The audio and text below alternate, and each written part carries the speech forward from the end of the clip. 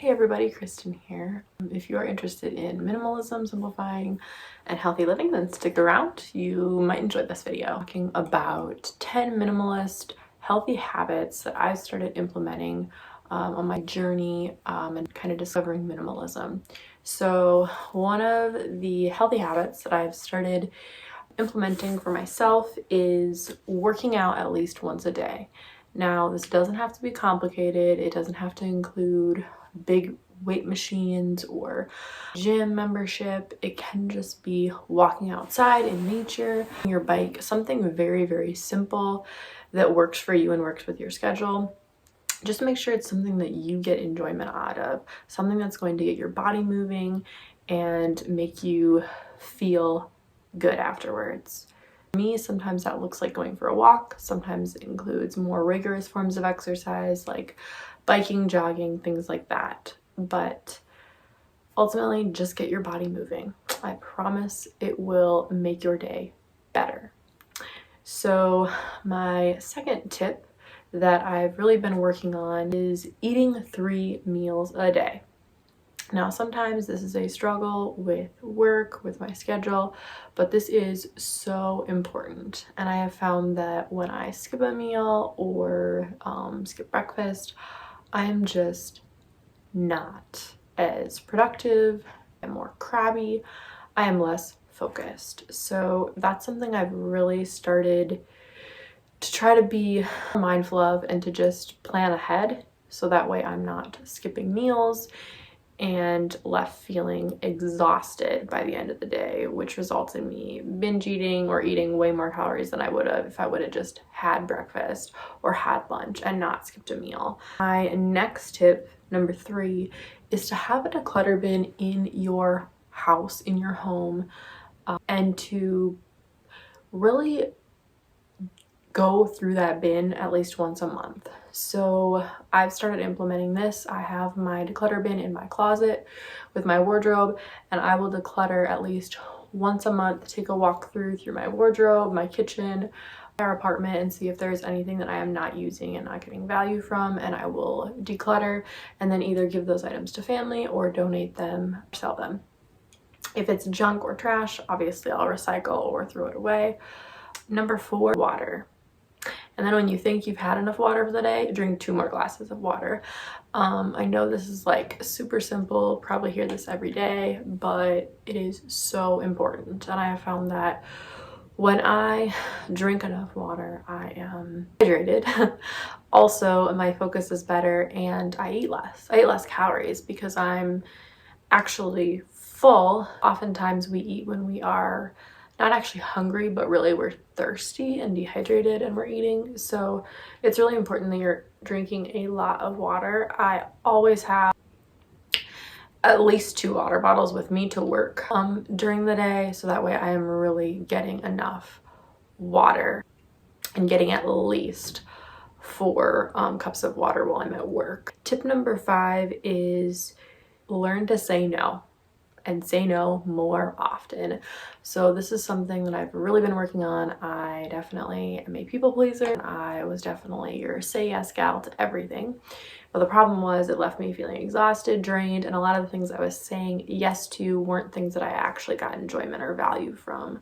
So I'm learning to say yes to the things I actually enjoy and say no to the things that just are not bringing me joy. Like, I'll see a video about kind of people pleasing and my journey to kind of saying no and being more assertive. I can certainly do a video. Comment down below if you're interested in a video like that. My next tip, this is tip number 6, is to plan to get off screens. Now this includes your computer screen, your TV, your iPad, your phone, whatever device, whatever screen you have, get off your screens at least once a day.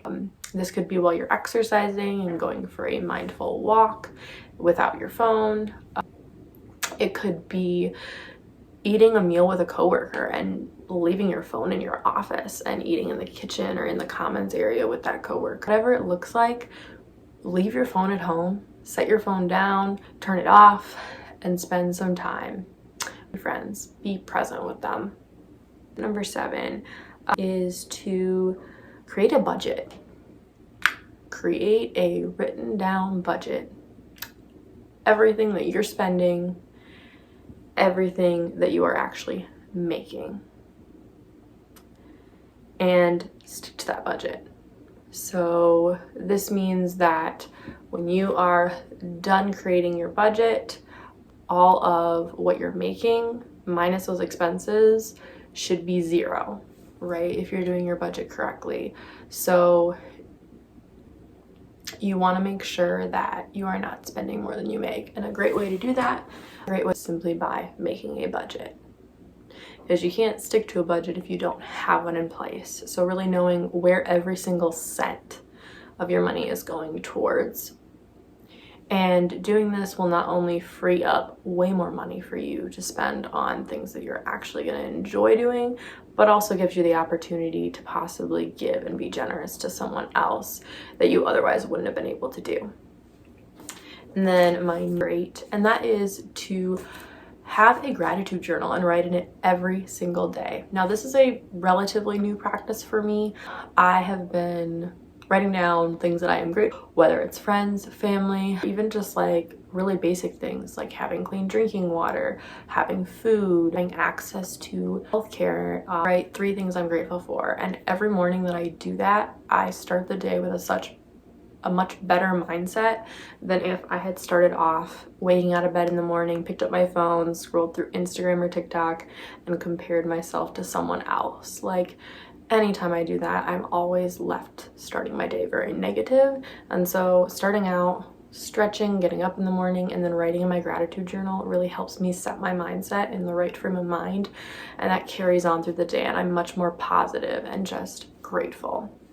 So that's my next pro tip. Now, you don't have to do this in the morning. You can do it at night, during the day, during breaks, whatever, but I like to do it when I first start out my morning.